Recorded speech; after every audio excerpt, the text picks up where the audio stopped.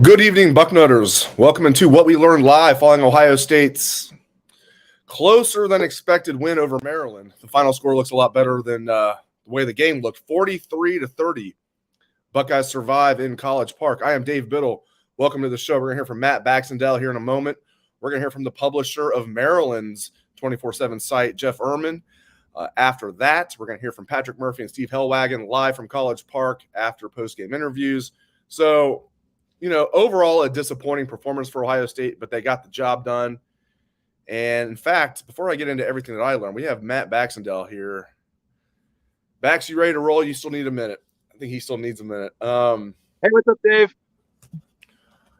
Bax, what did you learn? What are your thoughts? They survived 43-30, but I did not like what I saw for most of that game. Your thoughts? I love Dallin Hayden. I can tell you that much. And I really love seeing the running game actually line up and run the ball when people knew they were going to run it. That's like the first time since Notre Dame we've done that. So that was good. Like, there's a lot of things we can certainly not be happy about in this game. But at this point, like, does Dallin Hayden look like a star to you? Because he looks like a star to me.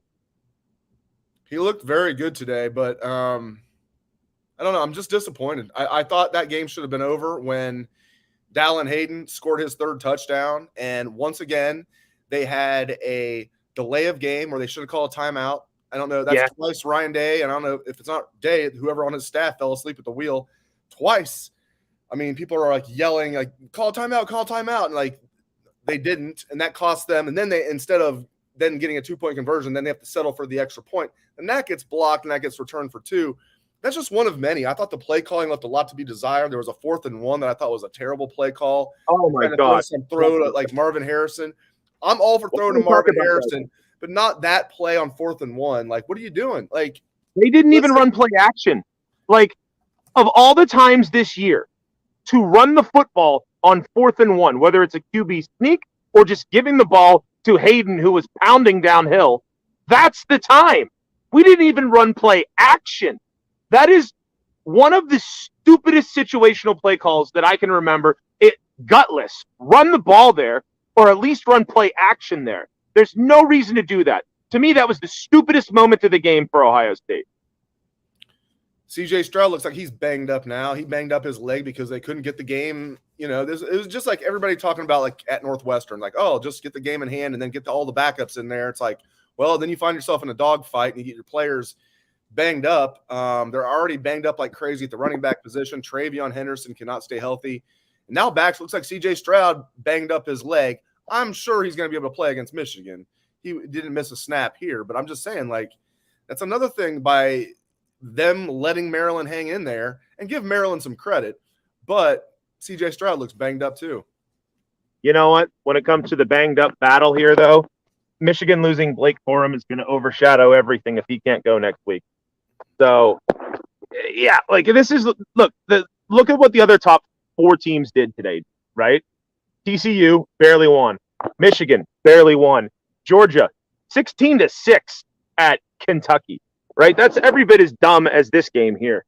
So I think the playoff teams are all kind of looking ahead, if you will, and I don't know. I don't want to get too up in arms about a game where we did some weird stuff that we haven't done a lot all year. And we had a guy break out, and we ran for over 200 yards, right? The defense made some timely plays, and outside of that block kick by Ruggles, I mean, the special teams made some enormous plays in this game. So maybe this is just survival Saturday, and we're never going to think about this again because next week's the game, and that's the decision maker. And maybe, all of us, like, in the roundtable, did anybody think this would be close? No. Did we spend the last 2 weeks of roundtable talking about Michigan? Yes. So maybe that trickled down to the players too. Maybe they were sitting here thinking that, we're going to win this game no matter what we do. And that's a dangerous thought when you're playing in the Big Ten on the road. By the way, your main point, you're totally right. Like next week, this time, if Ohio State has beaten Michigan, we won't care if Ohio State beat Maryland by 13 or 1 or 100. Like, it won't even matter. Like, it won't matter. It's just we're all in the moment right now, and we're just breaking down what we learned from the game. But you're absolutely right. All right, your confidence level, Michigan struggled big time today. And by the way, this is a Maryland team that Michigan only beat by 7 in Ann Arbor. I'm not impressed with Michigan. They still can't throw the ball down the field to save their life. As you mentioned, Corum's now banged up. I bet you he will play, but that did not look like it was a minor injury. It looks like something that he'll probably play through, but will be limited. What's your confidence level for the Buckeyes in the game next week, Bax? Well, we can't compare this game to that game because Maryland is the best passing team we've played all year. They threw for 300 yards, right? Michigan can't throw the ball anything close to what these guys can do. And by the way, Donovan Edwards missed the game today too for Michigan. So Corum and Edwards are both out. That could be a real issue for them. J.J. McCarthy is not good enough to throw the ball downfield on anybody, much less a pretty decent Ohio State defense, right? Michigan lined up against Illinois and couldn't man-ball their way through it because Illinois tried man-balling them back. I think in this case, I think Ohio State matches up very well to Michigan because our offense is going to succeed. The question is their offense, especially without Blake Corum. So if Corum doesn't play, Ohio State should be the hands-down heavy favorite, even more so than they maybe should be already, because Corum is the straw that stirs the drink for them. They want to line up like Wisconsin 10 years ago and pound the ball down your throat. McCarthy is only supposed to be throwing outs and screens. He cannot push it downfield. Name me one receiver on that team other than Ronnie Bell that has a pulse, and the answer is probably Edwards, who's out. Ohio State's the better team, and I like this matchup way better than I did the offense against Raheem Jarrett. Like, there's no Jarrett on Michigan's team, right? There's no receiver that can stretch the field on Michigan's team like we saw Maryland repeatedly do against Ohio State in this game. So I feel very confident about Ohio State. Never a 10 out of 10 when our rivals are involved, but I'd probably say about an 8 right now, especially with the way Hayden has appeared lately. It's making me feel a lot better about these injured tailbacks we have. What did you make of the soft coverage? That's so unlike Jim Knowles. We saw them, they finally tightened it up, but like they were like giving like 8-yard cushions, like it was like, harkening back to the bad old days of the last 2 years. I was like, what are they doing? Like, get up there. And like they finally did, but like too much soft coverage. Now eventually the defense tightened up, but I love Lathan Ransom, but what were they doing with the corners backs? Yeah, I don't know. Especially when I would make an argument that Raheem Jarrett is the best receiver in the Big Ten, not an Ohio State jersey. Like, I don't know if there's another receiver in the Big Ten I would take over him that outside of the guys in Columbus. So why are we giving him space? Jam him off the line. Have a second guy over the top. I hate soft coverage. Like, unless it's like 3rd and 22, don't do that. Make it hard on them, right? Make them beat you. Make them have to, make a play. And especially against Maryland, who can throw the ball, right? Like, Dave, there's nobody else that we've played this year that can throw anywhere close to these guys, right? So, I don't know. At the end of the day, I think Knowles expected a little more pressure from the front four over the course of the game. And when the game was on the line, we saw Zach Harrison step up. I have to give him so much credit. Those last 2 plays, right, where it's only a 6-point game, that's what an elite defensive end does. A sack and a forced fumble. I don't know what else we can ask for the guy, right? And I don't think we got enough of that from the D-line over the course of the game today, but at the end of the game when it mattered, they showed up. And that's the other thing here. Like, Dave, last year when we were talking about this defense, we were like, oh, God, we can't even stop the run, right? Michigan just wound it up and punched us in the mouth and ran it down our throat. I feel like this defense is way physically tougher and stouter than that team last year. So that's a really good sign in my eyes. Low bar, but I agree with you. I mean, last year's defense was neither stout nor tough, but this year I do like overall what I'm seeing out of this defense. I mean, there's some things I didn't like today, but overall I think this was like, what was Ryan Day thinking sometimes? Like, how do you not call timeout? I know we already touched on this. Dave, he's had a year with this stuff. At times, I wrote this down. I can't believe this. I said, I can't believe I'm saying this. Maryland's leading at halftime, backs 13-10, and I'm thinking Mike Locksley at this point is out coaching Ryan Day. Mike Locksley. Mike Locksley is a terrible coach, and he's out coaching Ryan Day. Go ahead. Ryan Day has had a year this year where he's done some inexplicable things to me in terms of play calling offensively. And it isn't just this game. There are times where you can see that he doesn't trust the running game, or he wants to throw the ball so badly that he tries shoehorning a call in that's just too fancy for the moment. Like on 4th and 1, right? Hey, I got Marvin Harrison. He's the best thing I got. So I'm going to find him no matter what I have to do. Even if they have to roll CJ to his offside and then make him throw the ball kind of a flutter pass while he's getting hit and might hurt himself. Dude, run a play action, right? They have to respect it with the way Hayden's running. They'll crash down, and Stroud might have jogged to the sideline and gotten the first down. So Ryan Day has been too fancy this year by a half. And I hope that he self-scouts that, because there have been more than a few times this year with Ryan Day's play calling where you kind of wonder, and it hasn't cost us. We're 11-0.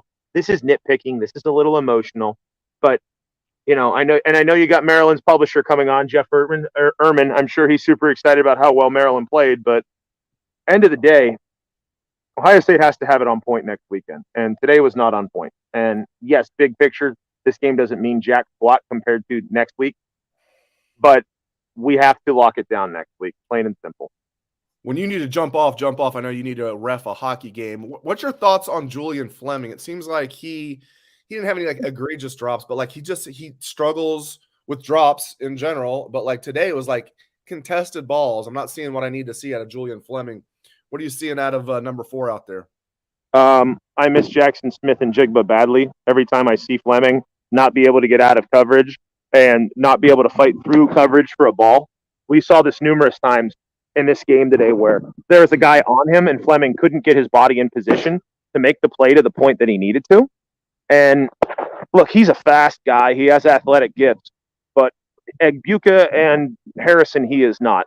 And I think that there's a lot of times where Fleming doesn't battle the way he needs to on the ball. I mean, there was just multiple times. Look at that holding penalty late in the game today, where Fleming, it didn't even look like he was running a route. Was what Greg McElroy said on the broadcast. The guy just kind of grabbed him and he stood there like, huh?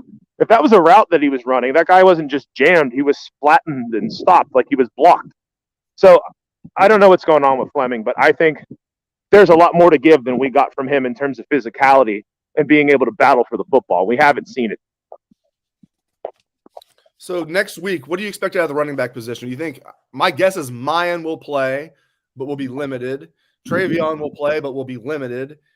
And Dallin's like the one healthy guy. Like, what do you expect out of the running back position next week, Bax? I think Dallin Hayden's earned it at this point. If Mayan Williams isn't healthy and Travion Henderson isn't healthy, it's Dallin Hayden. No question about it. And I'll add this even further. Even if those other guys can go, I want Hayden. I want him on the field, period. All right. Well, hey, I'll get you out of here. I know you got to get to reffing hockey. Have fun with that. Hey, Dave, one more thing just for everybody on the broadcast, too. Is we won the game. We won by 13. Take a deep breath, everybody. It's hate week. It's the week of the game. This is revenge week. All that matters, we're 11-0 behind us. Now we have to beat Michigan. That's it. That's all we need to be worried about. So happy Thanksgiving. Happy hate week. Beat the Wolverines. What's the best thing about going 11-0? The chance to go 12-0 and ruining Michigan's season. He is the people's champ, Matt Bax, on Sunday. That's right. Thank you, Bax. Appreciate it. He is the people's champ, Matt Baxendale. Again, if you're on Bucknuts, make sure you read his column every Sunday. Must-read material, The Bucket, Matt Baxendale. So what did we learn? As Bax said, survive in advance. On the road, didn't look good there for a minute, and trailing at halftime. I mean, the Buckeyes, one thing we can say, they're battle tested. This is at least, 4 times now they've been in a dogfight. But again, like I said, it wouldn't have mattered if they won this game by 100 or by a point or by 13 like they did. It's all that matters is next week. And I don't think Michigan, if Michigan and Ohio, I think it's an elimination game. I mean, Ohio State's strength of schedule is a lot better than Michigan's, thanks to Notre Dame. But I think it's an elimination game next week. All right, let's bring in Jeff Erman.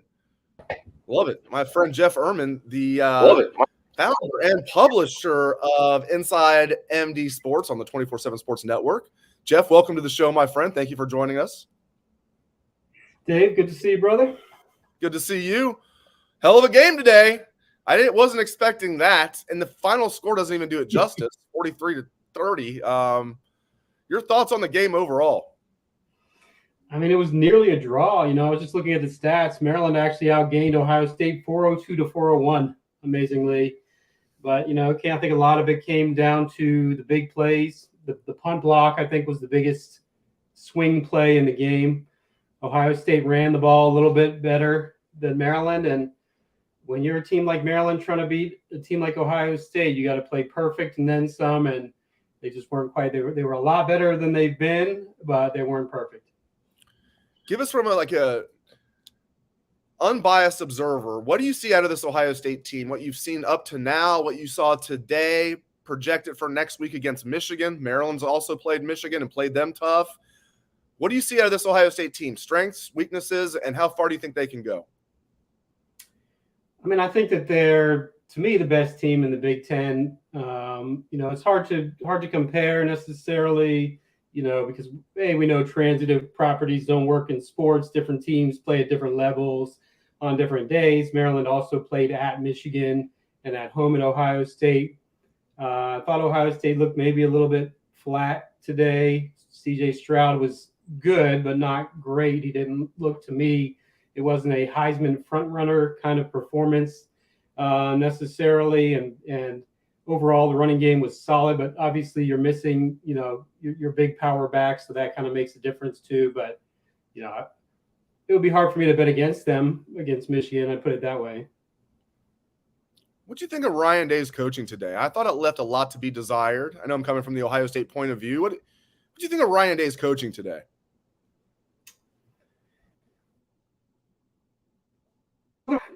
Play calls. I thought the one in the game when they threw on 4th and 1, when they'd been running the ball easily and probably had a 95% chance of getting that yard on the ground, that to me was a stunning call. Otherwise, it's hard to say. I don't agree Ohio State game.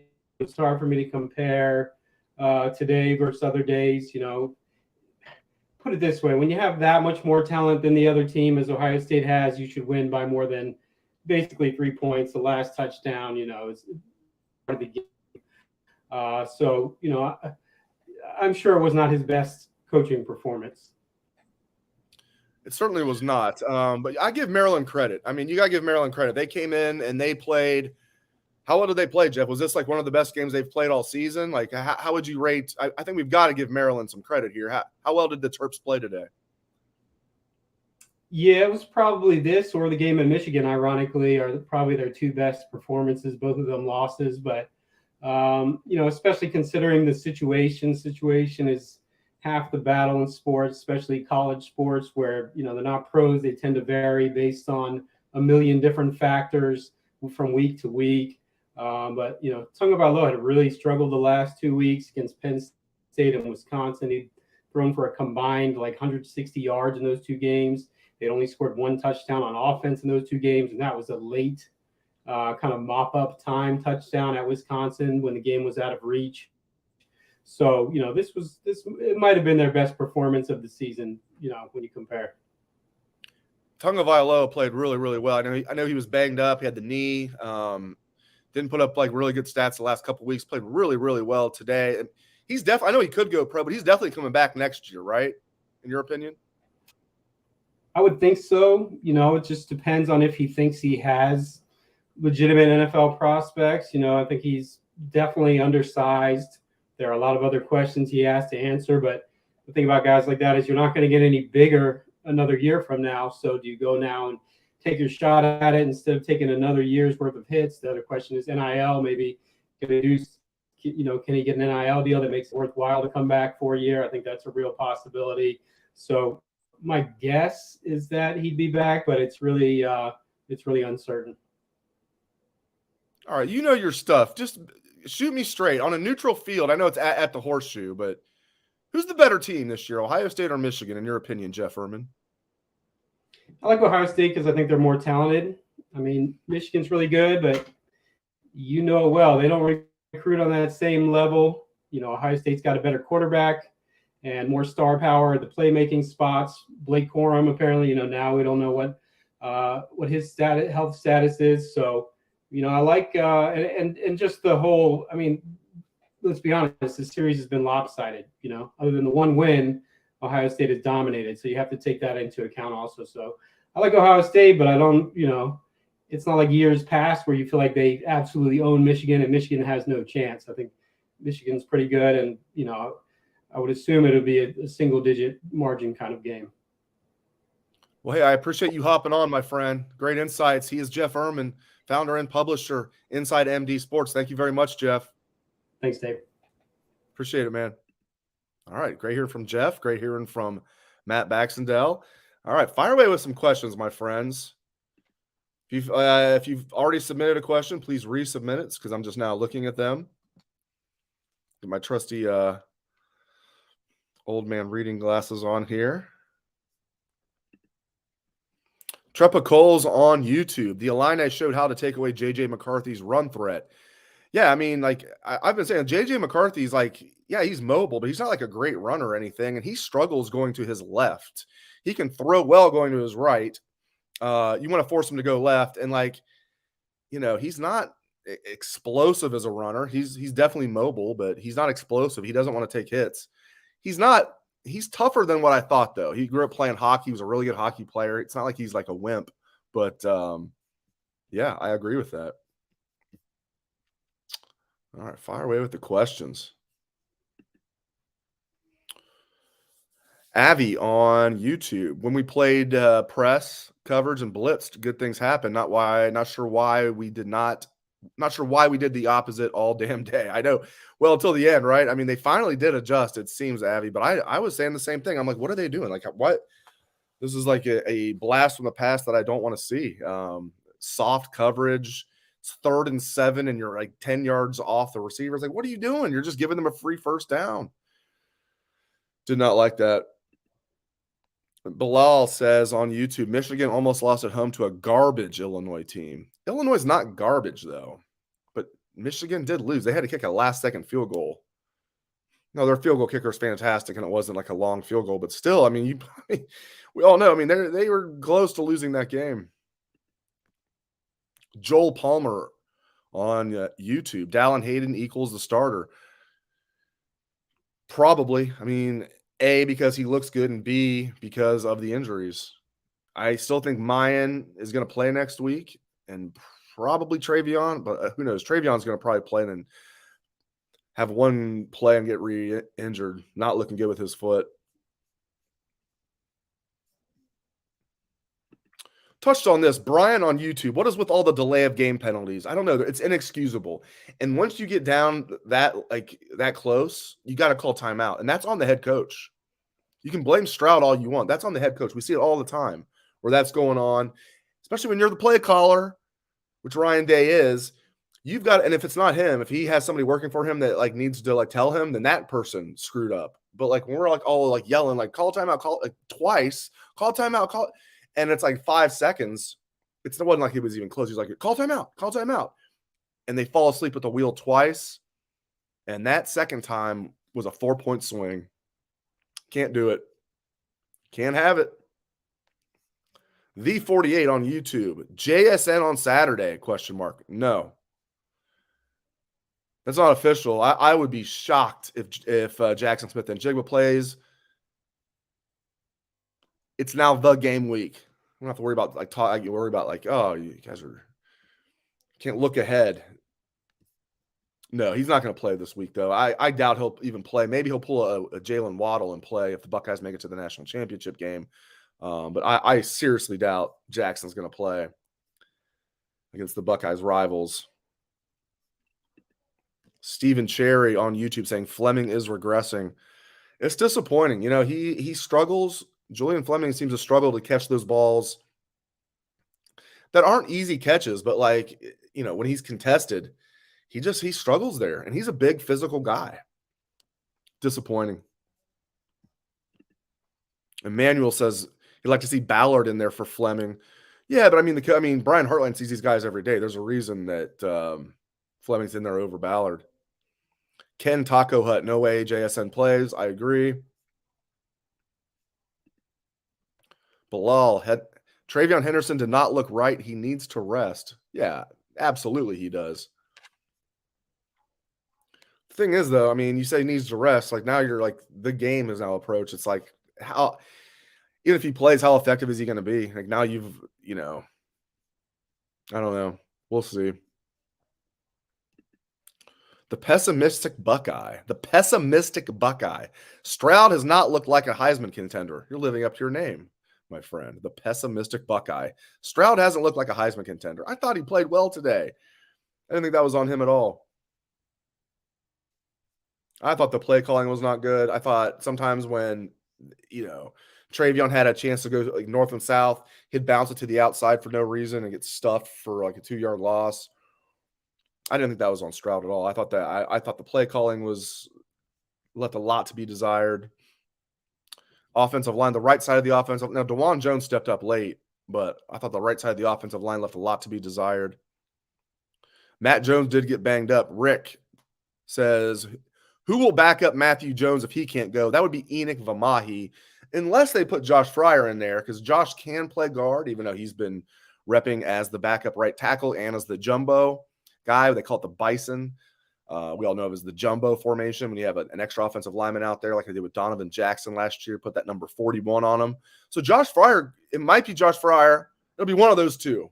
Enoch is the backup right guard, and he's played well spot duty this year, including the opener against Notre Dame, had a nice pull block for a first down. My guess is it would be Enoch, but Josh Fryer could be in there as well. Larry on YouTube, if UNC wins the ACC, are they in? It depends on TCU and USC. I think certainly undefeated TCU gets in as Big 12 champ over one loss UNC as ACC champ.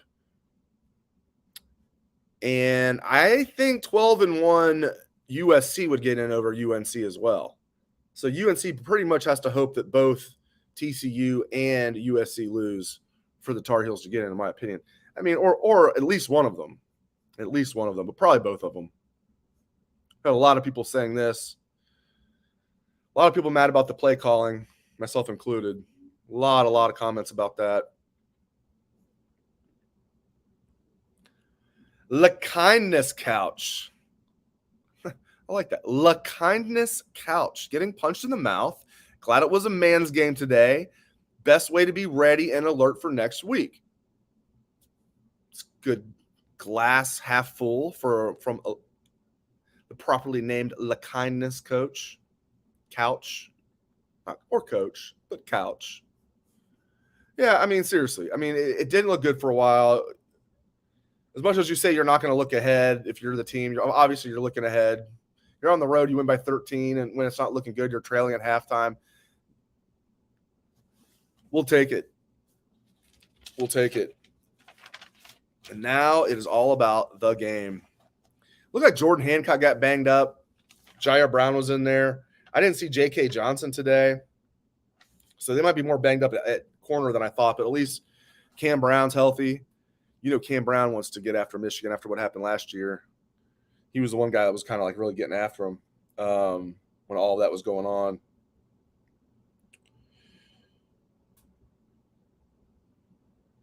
Let me see when Steve Hellwagon and Patrick Murphy are talking about live from Michigan. I see I already got that team up north on my mind. Live from Maryland.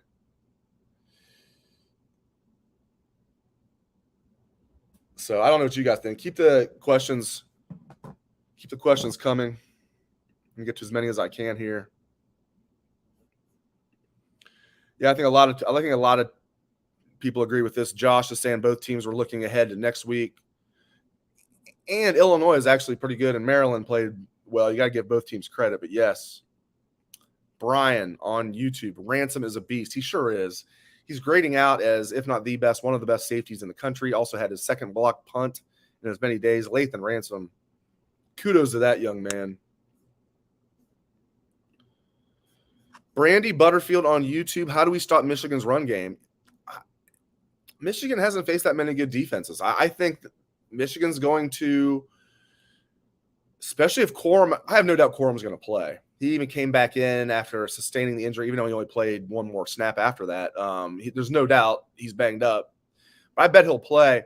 But Michigan has no downfield passing game. None. I think Ohio State's going to sell it to stop the run and make J.J. McCarthy beat them with the pass. And I think it's going to be tough sledding for Michigan. We shall see. We shall see. But, yeah, I think they will be able to not stop Michigan's running game. Michigan's got a really good offensive line. But if Corum's banged up and Donovan Edwards is banged up too, like, we'll see. Yeah, I watched the whole game. We have Rightful One saying Corum didn't look great. He couldn't cut it all. I agree. You could see when they came out. I know what you're talking about when they came out for – I'm surprised they even put him back in there. Maybe they didn't want that to be his last play as a Wolverine in Michigan Stadium when he got hurt, because I'm surprised they put him back in there, because when you saw him warming up after halftime, he was trying to cut and he couldn't, as Rightful One is rightfully saying on YouTube. So didn't look good at all for Blake Corum. So we'll see what happens. Don R is saying if Corum is out, we win big. Again, I doubt he's going to be out. I bet he'll play, but he's not going to be 100%. Both teams extremely banged up at running back. I don't know what's going on with Donovan Edwards. It could be just precautionary, but you think if it was like nothing, that he at least would have like dressed and they would have had him available in case what happened today happened. Because even their true freshman got banged up. He was still in there, number 23 for Michigan, CJ Stokes. He got banged up. He took like a Katzenmoyer Corby Jones hit. And they had to put like some guy I never even heard of in there. So both teams extremely banged up. I don't know if Donovan Edwards, if his injury is minor. That kind of came up out of nowhere. I don't know if he got hurt last week against Rutgers or if he got hurt during practice, but both teams extremely banged up. But you know who's not banged up? Knock on wood. Dallin Hayden not banged up. Dallin Hayden not banged up, although who knows? I mean, how about Dallin Hayden? 27 carries, 146 yards, and 3 touchdowns. 27 carries, 146 yards, and 3 touchdowns for Dallin Hayden. Absolutely love it. Absolutely love it. Keep these questions coming. We're going to hear from Steve Hellwagon and Patrick Murphy as soon as interviews are. I think interviews are going on as we speak. You never know on the road, though. It's always interesting, the post-game press conferences on the road. We got Jeff on. They're coming fast and furious. Jeff on Facebook. Is Hayden the starter for next week? Jeff is saying Hayden runs the ball north-south instead of trying to bounce it to the outside. If he's not the starter, he's going to play a lot. You know, I do think Mayan and Travion are going to try and play next week, but Dallin looks good. I hear what you're saying. He does. He's quick. He hits the hole hard. He runs bigger than his 195-pound frame. He says he's over 200. He's listed at 195. He was really good in high school. 2 huge years playing in the Memphis area. And even as a 4-star, I think he was a little underrated. Brian is saying, I thought Chip was going to play today. Yeah, I did too. That must be it. That injury, whatever he's dealing with, must be more serious than they're letting on, because, you know, he's got 1 carry the entire year. This would have been a good time to at least get him some touches. Although, I mean, it did end up being a lot closer, obviously, than we expected. So maybe this wasn't a good time to get him any touches. But you would think if he was healthy, they would have got Chip some touches, especially with Travion banged up. But they did not do that.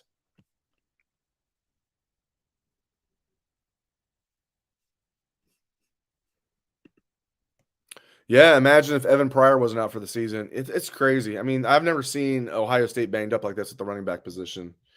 Even like the walk-on that we're like excited about, TC Caffey out for the year. Evan Pryor, before the year even started, out for the year. Travion and mine have been banged up all year, off and on. Dallin Hayden, though. Who would have thought Dallin Hayden would come in and save the day this year? He's got like 500 rushing yards on the year, 5 touchdowns, averaging over 5 yards per carry. I would have told you that coming into the year, especially before like Evan Pryor got hurt. Dallin Hayden, a guy a lot of people probably never even heard of, that he would, have like 500 yards, have this big of an impact, and might be the starter for the Michigan game. You guys would have thought it was crazy. Or that Buckeyes were decimated by injuries at the running back position. Yeah, Devin on YouTube saying, I think they were definitely looking ahead. I'm sure that was part of it. I'm sure you could say the same thing about Michigan, although I think Illinois is a good team. And Maryland was a good team. Then they looked terrible. Then they played pretty well today. As we heard from Jeff Ehrman, the publisher from Inside MD Sports, it's a toss-up between the Michigan game and the Ohio State game. Was Maryland's best game this year, and they lost both, but they were in both of them. Only lost by 7 in Ann Arbor. And that was a game where the opening kickoff went off the Maryland's kickoff returner's face mask for recovery for Michigan and basically an easy touchdown to start that game off. And what was the final score?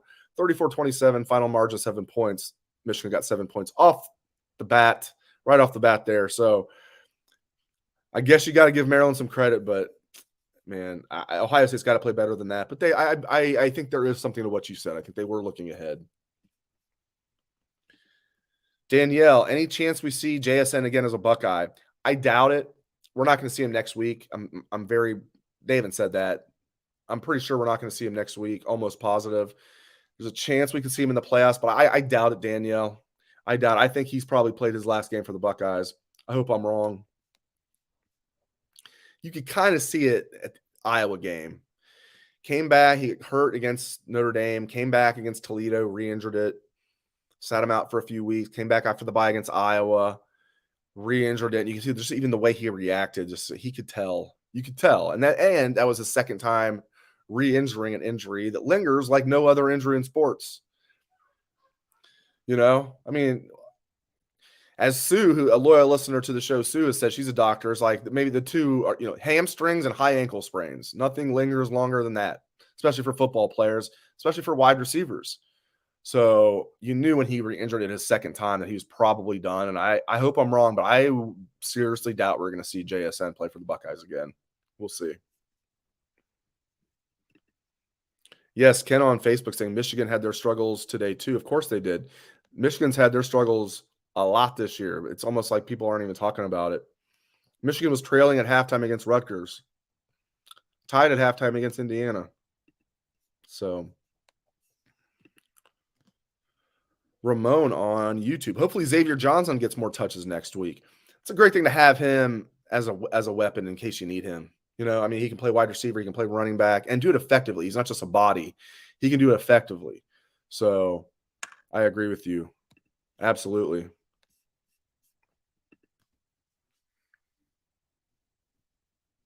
What is our biggest weakness heading into the big game? It's a good question. I will still say it's short yardage running. I mean, even though today they did a better job with Dallin, still it's 4th and 1 and you're throwing the ball 10 yards down the field to Marvin Harrison, incomplete, by the way. No. I mean, that's still a concern. This game will be won in the trenches next week, as we all know. I know I'm not breaking news to you guys. This game will be won in the trenches. And Ohio State has to be able to do things like when they want to run the ball on 3rd and 1, be able to run the ball on 3rd and 1 and get that damn first down. Mitchell on Facebook, will Day have any wrinkles to throw at that team up north? Absolutely. I have no doubt Ryan Day has been holding some stuff back, but I'm sure Harbaugh and his guys have too. It's a chess match. We'll see who's the better chess player, but I have no doubt Ryan Day has been holding some stuff back. No doubt at all. And it being at the Horseshoe is huge. It's huge. Huge.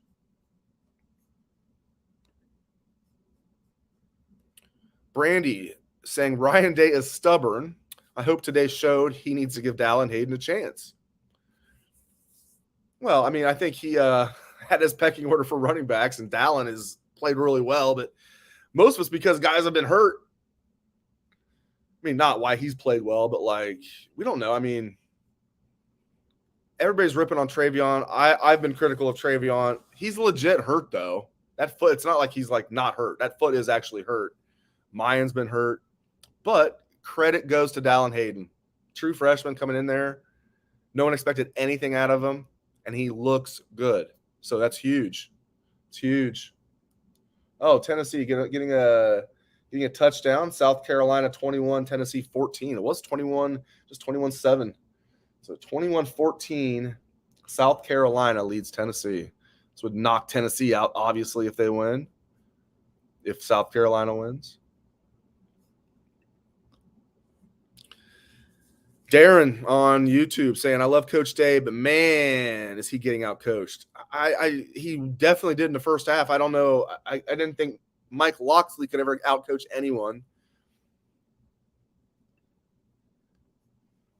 I'm literally shaking my head. I am. For those that are listening to the podcast, I'm literally shaking my head. I'm just like, yeah, you're totally right. Josh on Facebook feels like Day has been saving stuff all year because of the play calling. It does feel like they're going over tendency. Like they're being like, like they're feels like they're setting Michigan up, but Michigan probably knows that though. We'll see. I'm not that worried about the game. Not that I'm not like, I know anything can happen, but I mean, Ohio State struggled today. Michigan struggled more than Ohio State did, and Michigan struggled at home. Took a last-second field goal to win. A lot of questions and comments about Julian Fleming. Fleming, why do we okay him? He drops more than he catches. Well, to be frank, there's a reason he was the number 4 wide receiver coming into the season and not in the top 3. The only reason he's playing a lot is because Jackson Smith and Jigba's hurt. They can say they were going to play 4 wide receivers. They were not going. If Jackson Smith and Jigba was healthy, they're going to play JSN, Marvin Harrison Jr., and Emeka most of the snaps. He's got to get better. Larry, was Stroud hurt? Yes, he hurt his leg. Looked like on a run. He got hit. Hopefully it's just like a thigh bruise. That's my guess. That's what it looked like. But definitely his leg got banged up. That's what happens when you're in a dogfight in the fourth quarter and you got to do things that you don't want to do, like have your quarterback run when you should have the game in the bag.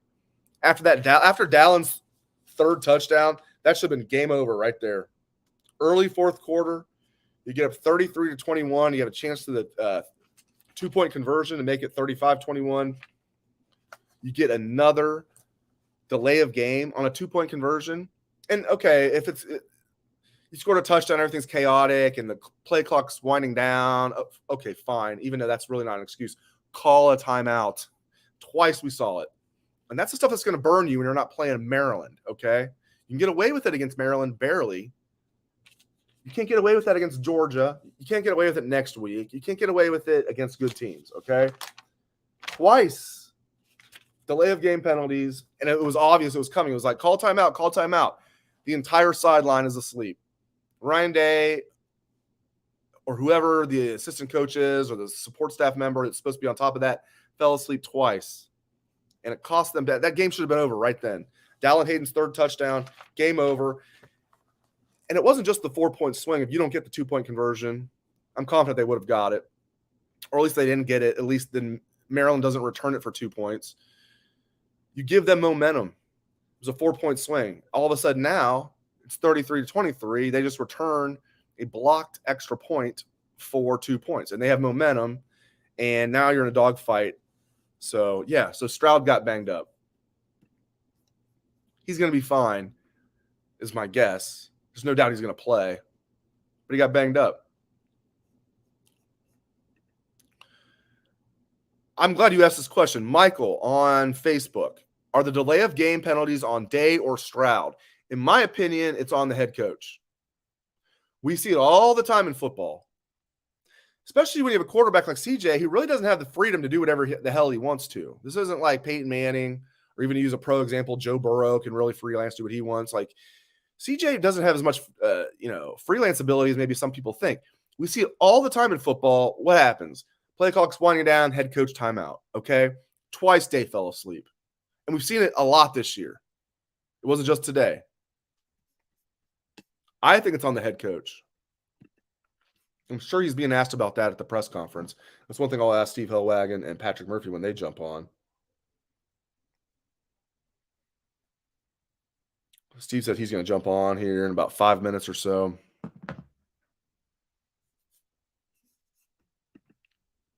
Yeah, there was a question here, or at least a comment from Devin on YouTube. If Chop is a little healthy and Dallin is fully healthy, then the Buckeyes will be okay.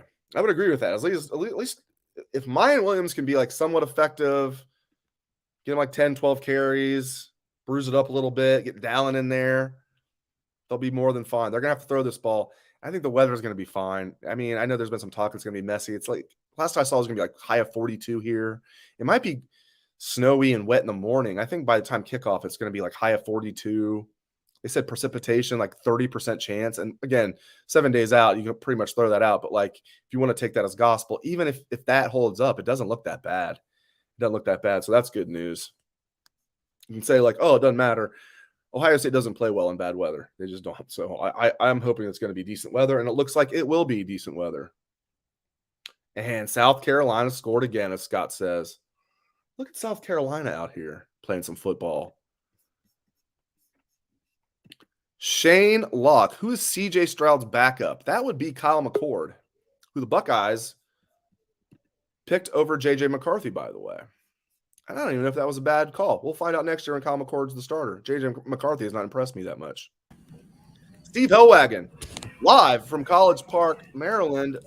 All right, Steve. I mean, where do you come down on this? They're in a dogfight. They're trailing at halftime, but they do emerge with a victory. What's your main takeaway, Steve? Well, crazy day in college football. Survive and advance is kind of how you look at it. And if we hadn't seen this type of thing happen for all the many years we've been doing this, then, think about it. 1996, they go to Indiana, should wipe them off the planet, and they're trailing going to the fourth quarter, and they still come out and win the game and go to the Rose Bowl. So, that's just one of probably 20 different examples of games just like this that have happened so many times over the years. The game here 4 years ago, it's, they're down 24 to, they're down 17-3 and then 24-10, I think, in that game, and came back and forced the overtime, got it into overtime, and were able to survive. They replayed the play a number of times today with the 2-point conversion pass that could have been completed to make it a Maryland win. Well, Maryland was in position a couple of times in this game to really make things squeamish on Ohio State. And every time Ohio State absolutely had to have a play to preserve this game, they pretty much got it. And this thing turned on a dime. Obviously it was whatever the score was at halftime, 13-10. And Lathan Ransom makes that play on second down and hits the big guy, Dipri. Is that how CJ Dipri is how you pronounce his name? And he'd already had a touchdown. The game knocks him for about a 6-yard loss on that pass reception. And then he comes off the edge, the punter's left edge, and blocks the punt. And the Buckeyes punched that in for the touchdown. And they kind of, they got ahead 2 touchdowns, and you thought, well, this thing's in the bag. And now here comes Maryland. They kept playing. Give Tagovailoa a ton of credit. He did everything he could to try and will Maryland to the wind. It's just, the guys around him maybe just didn't hold up their end of the bargain in some cases, both offense and defense for them. And Ohio State gets out of here 43-30 win. I thought really slow on the uptake with Travion Henderson. I mean, he's injured on the touchdown, obviously hobbled, from that moment on. And it took him another quarter and a half or whatever till they finally realized this guy can't go today. And I don't know. A lot of questions to me. I mean, it took him forever to put Dallin Hayden in the game, and then he started playing really well. And now you went from being afraid to put Dallin Hayden in the game to overworking him. It just, I don't get it. I don't know. I mean, no Chip Trey on him, even though he was billed that he might be able to play. I mean, don't think it might be worthwhile to get him in there for a few plays as well. I don't know. Offensive line didn't play really well in the first half, I didn't think. Second half, they got a little bit better movement up front. And Hayden, obviously, he didn't need much of a crease. He was hitting the hole hard. And second 100-yard game in a row. And I think you have to reevaluate now. I think he might be your guy going into Michigan, because I don't think Henderson's right, and nobody knows if Williams is right. Coming from Steven on YouTube, Steve. He said, ask Steve about Ryan Day's play calling today. So, there were some curious – and Steve, well, and in addition to play calling, what the hell is up with the delay of game penalties? And then not only that, but you're not twice – you don't call timeout in time. We see it all the time, head coaches calling timeout to avoid that. What do you make of the play calling, the 4th and 1 call, the pass on 4th and 1, the overall play calling, and the delay of game penalty and falling asleep at the wheel? And we've seen it a lot this year, Steve. It wasn't just today with the delay of game and Ryan Day falling asleep over there, or the support staff member, whoever's supposed to let him know. What'd you make of that? And was Ryan asked about that?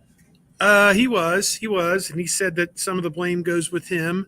I think the one to start the series, that was really ridiculous. I mean, to come out and they weren't really even close to running a play on either of the delay of game penalties. Like they were standing around trying to figure out, what they were supposed to do. Still, they hadn't. I mean, it was like they were very tentative, very uncertain of what they were supposed to do.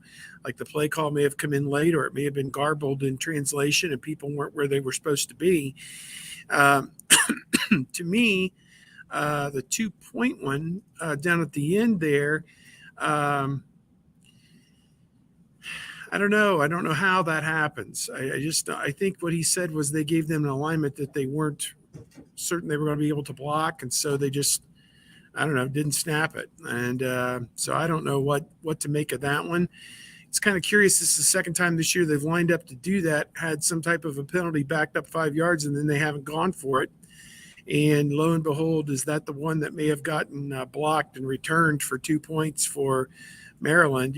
I think maybe, what's the difference of going from the 3 yard line to the 8 yard line? You're not going to run for it from the 8 yard line, obviously, but you could certainly complete a pass for that. So I don't know. I'm of the same mindset as you are that they've got to clean up some things.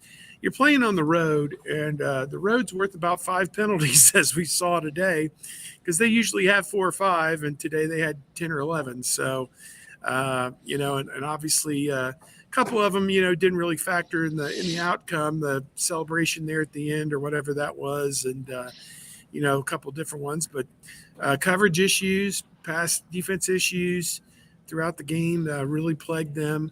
And, they have plenty of reason to go back to work on Monday, no doubt. Steve, let's get 2 questions for you from our listeners, and we'll get you out of here. We'll get Patrick Murphy in here, also live from College Park. This is from Rick on YouTube. Steve, who do you think looked best in our secondary besides Ransom, and who didn't look good in the secondary? Well, McAllister gave up a big play, but I thought on the whole he played pretty well. I didn't hear Ronnie Hickman's name mentioned a whole lot today. Brown, Burke, Jordan Hancock had a rough day. I don't think there's any other way to put that. And I don't know. Taulia Tagovailoa has 11 300-yard games to his credit in his career. So this isn't a guy – this is the best pass offense that they've probably played all season. You guys were sitting right there when I asked Jim Knowles, your average offenses you faced are 96th this year. This one's in the 60s. Guys, 2 weeks ago, they were in the 30s. They got whitewashed by Wisconsin and Penn State. They dropped 25, 30 spots in both scoring and yardage in 2 weeks. So they have the makings of a top 30, top 40 offense, just didn't play good the last 2 weeks against 2 pretty good defensive teams, Wisconsin and Penn State. So I think there's a lot to work on there. What's the other question, Dave? All right, let's get you out of here on this. This is from Aaron on Facebook. What does Steve think Ohio State needs to do to beat the team up north, besides the obvious of stopping Blake Corum? How about this? Play healthy players. Let's start there. I know you love Travion Henderson and everything else, and probably love Mayan Williams, but there is a diminishing return to playing injured players. And, they said he had a great week of practice. He tried to give it a go. But I'm telling you, when he scores and is hobbled, I don't know, man. And they kept trotting him out there for 10 or 11 more carries. It's like for 1 yard, no yards. He had no burst. He just didn't have it today. And it took them over a quarter and a half to figure that out, to pull him out of the game. So I think they were scared to put Hayden in the game, but all that kid's done. All TCU does is win football games. As we saw today, all that kid's done is get in the game and make plays. So I think it's time to we made a joke here. I'm sitting here with a couple of the guys. I said they were afraid to put him into the game, and then he carried it on like 4 or 5 straight plays there in the third or fourth quarter. We're like, now they're rushing him into production. It's like they can't give it to him enough. So make up your freaking mind is my feeling. And, defense, they're going to have to make some heavy improvement, because if they don't, somebody down the line is going to put up a 40 spot or a 400-yard spot against them. So they got a lot of work to do over there. David, you're going to be fine. Don't even say that, David, on Facebook. You're going to be fine, David. They're going to win next week. Don't worry about it. Steve, hey, when I was at Buckeye Sports Bulletin 1,000 years ago and they lost that game to Michigan in '96, I got a letter from a guy, and he said, This is honest to God, the letter I got in the mail from the guy after the game. He goes, I am sitting in my backyard under a tree. I feel bad, and I don't know when it will ever feel good again. So, that's the level that these people take this. So That was a tough loss. That was a bad spring dude. slips game. I sat in the stadium with my buddy TJ, just like that was like a sat in the nuclear stadium bomb. for a while afterwards, Steve. Then we went to La Bamba's finally and ate burritos as big as our head. But That was like a nuclear bomb hit Columbus that day. You don't want to see 13-9.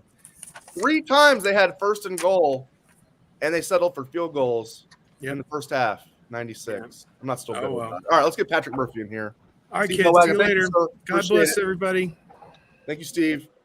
Patrick Murphy, how you doing, my friend?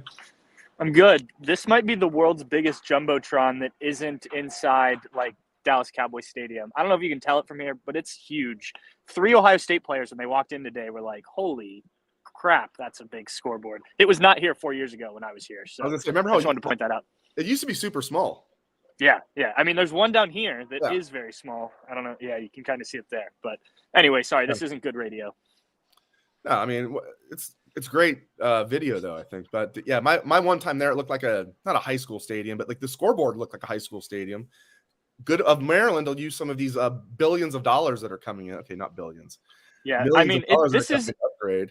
This is a nice stadium for fan experience. I mean, you can see here they've added to it and everything.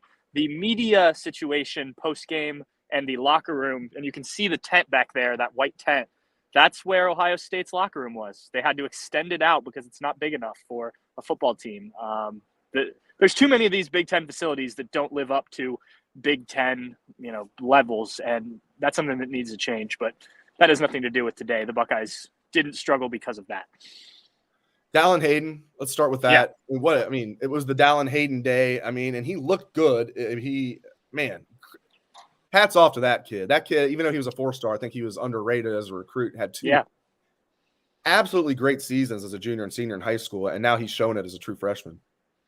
He's been great. I don't understand the hesitancy. I know you and Steve were talking about it, of putting him in. Look, Ryan Day, every time he comes up, he says, he's ball security. And I'm not sure if that's Dallin Hayden fumbles in practice because he's not doing it in games, or if that's just how he feels about freshman running backs. And, maybe he didn't say it about Travion Henderson last year because Travion was the #1 running back in the country, and it was pretty clear he was going to play early on. But you got to get Dallin Hayden involved in this offense more. Even if both guys get healthy again, I think he's a factor. The way he runs, he's just a hard runner, and he can take a workload. You saw it tonight. I had 20-some carries. I don't know what his final number was, but he said in high school, it was pretty much give the ball to him every play, and he's willing to do it. And you saw as soon as he came in the game, there was a rushing game all of a sudden. And we've talked about the offensive line not blocking and all this. The offensive line was blocking fine when Dallin Hayden was in the game. So, I think that's saying more about what, Travion Henderson is doing right now. And some of that may be injury and Mayan Williams a little bit, though he's been better than Travion. But yeah, Dallin Hayden, I don't know if you start him next week. It sounds like Mayan will be back from what Ryan Day said. He said that was the plan and things are progressing in the right way to get Mayan back next week. But he's got to be a part of the game plan. He's just too good right now to not be involved against Michigan. And I know you don't want to trust a freshman in that game if you don't have to because of the magnitude of it, but he doesn't seem to be fazed at all by this. Other than talking to the media, he said that does make him a little nervous. He handles it well, though. He's very mature. He does, yeah. He's very mature. He's a great young man, as you know, from speaking with him. I've enjoyed the few times we got a chance to speak with him this year. Yeah. And his dad being a former NFL player does not hurt the cause at all. Right. He knows what it's like to play at the highest level. What was at the press conference with Ryan Day? I'm sure it's like, especially with getting that touchdown at the end, it makes it look a lot better. That final score, 43-30, makes it look a lot better than what it really was. What was the vibe at the press conference? Was Day getting grilled on anything in particular? What was kind of the vibe at the press conference? What's something that kind of stood out to you? Yeah, I mean, he was very clear that there are things that they have to get better at. And, he talked about the pass defense. He talked about running the ball more consistently. But he also made the point, and I think there's some validity to this, that winning football games in November is hard. And I think you look around today in college football, and I'm sure you've touched on some of these games already, but teams weren't getting out easy. Georgia struggled with Kentucky. Michigan almost lost. TCU almost lost. I mean, South Carolina's beating Tennessee 28-14 right now. Oh, wow. Okay. So, I think that just shows how difficult this can be. And look, this isn't a bad Maryland football team. I mean, there's talent here that maybe hasn't lived up to the billing every week. I do think they've had some injuries that they haven't been able to overcome as well as a team like Ohio State. But I think that was really what Ryan wanted to get at is, it's as he said earlier this week, it's March Madness right now for Ohio State. And yeah, if you want to look ahead and project next week and possibly in the college football playoff, if Ohio State can, win playing like this, I don't think Ryan Day is publicly going to talk about that. And he just wants to keep winning, because keep winning at this point, you're going to win a national championship. So I get it. And I get why there are concerns for sure. And things need to get better.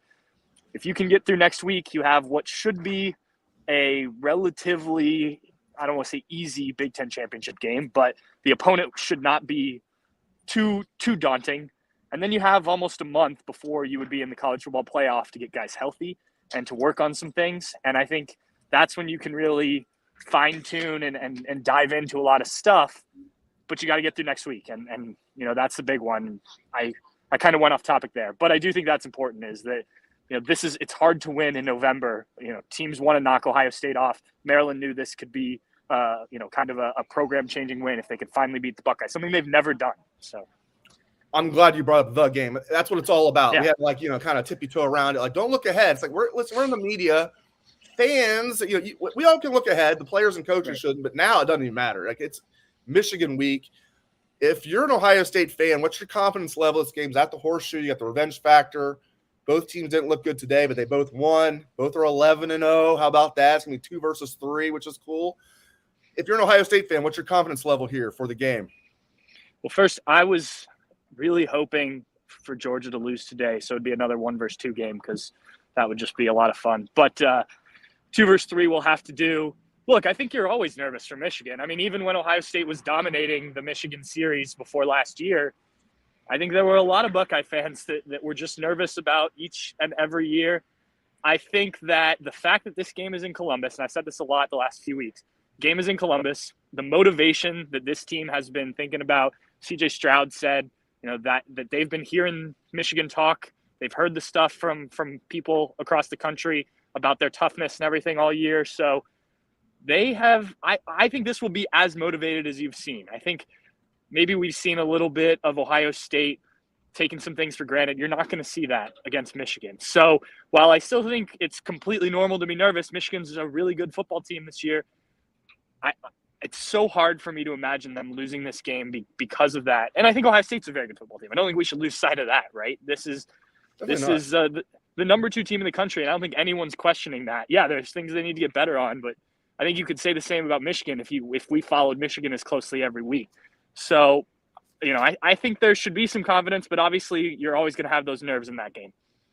Hey, Patrick, any injury updates? It looked like Jordan Hancock got banged up.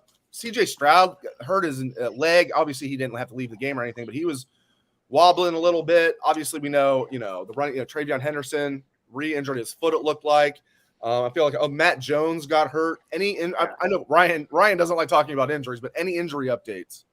Yeah, apparently also Lathan Ransom broke his thumb early in the game on a play. He was wearing a cast on it for the rest of the game. I didn't notice that, but while we were waiting for CJ, one of the other reporters was talking to another guy about it, and I checked, and they're like, yeah, he put a cast on the thumb early in the game, and obviously played through it. So I don't know how serious it is, but he was able to block a punt and have a good game. Matt Jones got carted off. I tweeted out a picture of that. And then we saw him leave the locker room on crutches. So that doesn't look great. I know some people will say he hasn't played well, but you have to imagine that Enoch Viamahe behind him doesn't do well in practice, or else you'd think they'd make that change, because Matthew Jones has been battling a foot ankle injury throughout most of the season. Who were the other guys you asked about? Jordan Hancock. I didn't see him after the game, so I'm not sure. CJ Stroud looked fine. Like I said, we talked to him. I think, look, this time of year, everyone's dealing with something if you've been playing regularly, right? It's a banged up time of year, and you just kind of have to get through it. I think most of Ohio State's guys are good to go. Obviously, there's been some high-profile injuries this year, and more than in past years. But, I think you've seen that the Buckeyes have developed this depth for a reason.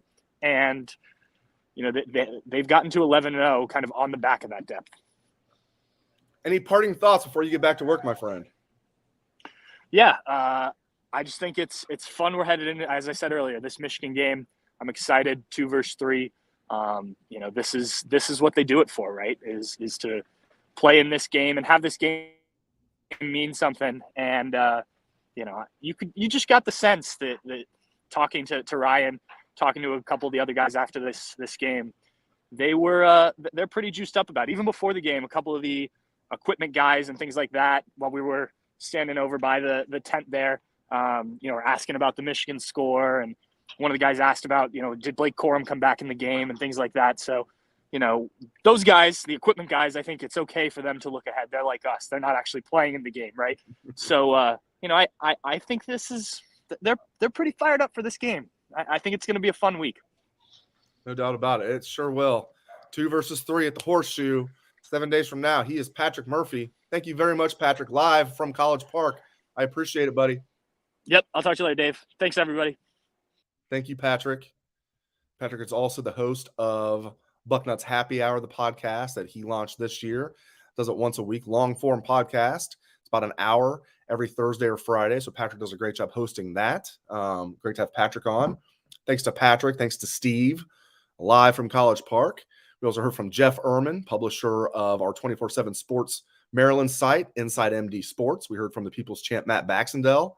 You can catch his column tomorrow, The Bucket. Hey, survive and advance. It's all about that team up north now. 11-0, and I feel like this is an elimination game. I really do. I mean, it's not necessarily, but I feel like it is. And then that feels good to me. I like that. Especially for Michigan. I mean, you can say for Ohio State too, because it's at the Horseshoe, but Michigan's out of conference schedule awful, and the committee has taken notice, and they've had a lot of close games like today. But Ohio State's had their share of close games too, but Ohio State at least has the Notre Dame game. Both teams have the Penn State game, but I don't think the loser of this game is going to get in. I really don't. I feel like this is a quarterfinal game, and I'm here for it. I cannot wait. It's been 4 years since they've come here. 4 years, and I cannot wait. They're good. They're better than I thought they were. But I'm very confident the Buckeyes are going to take care of business. The early line, Ohio State by 7 is what I'm seeing. I don't know if that's going to change based on injuries, with Blake Corum getting banged up, Travion Henderson still banged up. Both teams are extremely banged up at the running back position. So, we had some people like chiming in, Lathan Ransom, as Patrick reported. So it's great hearing from the guys live right after the press conference, isn't it? You get to hear things like this. This isn't good news, but Lathan Ransom broke his thumb and then came out and blocked had the tackle for loss and blocked a punt after that. So apparently he did it in the first half.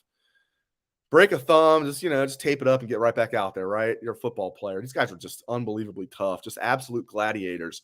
And we had somebody say, my friend Dan Hope is reporting that Tommy Eichenberg doesn't just have a broken bone on one hand, but both hands.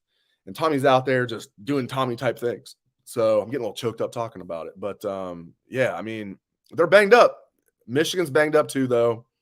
They had some guys out. Mike Morris was mostly a precautionary thing with an ankle.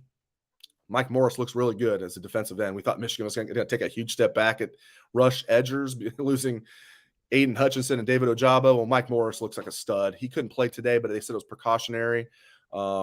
Their tight end was out today, Michigan's top tight end.